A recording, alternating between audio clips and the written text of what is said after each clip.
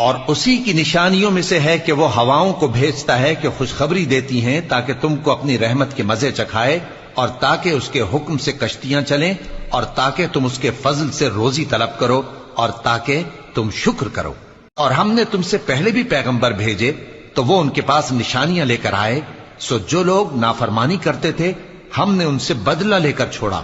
اور مومنوں کی مدد ہم پر لازم تھی۔ اللہ ہی تو ہے جو ہواؤں کو بھیجتا ہے تو وہ بادل کو ابھارتی ہیں، پھر اللہ اس کو جس طرح چاہتا ہے آسمان میں پھیلا دیتا اور تہ بتہ کر دیتا ہے۔ پھر تم دیکھتے ہو کہ اس کے بیچ میں سے بارش کی بوندیں نکلنے لگتی ہیں،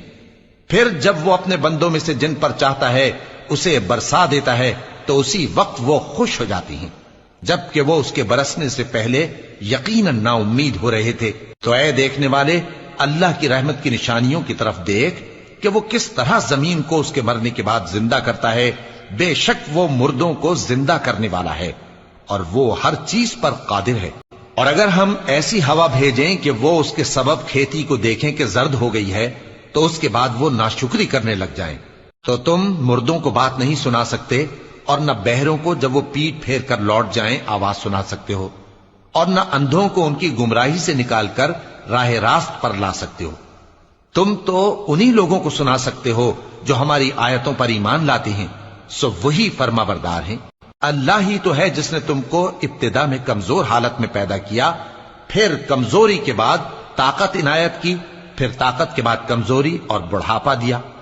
وہ جو چاہتا ہے پیدا کرتا ہے، اور وہ صاحب علم ہے،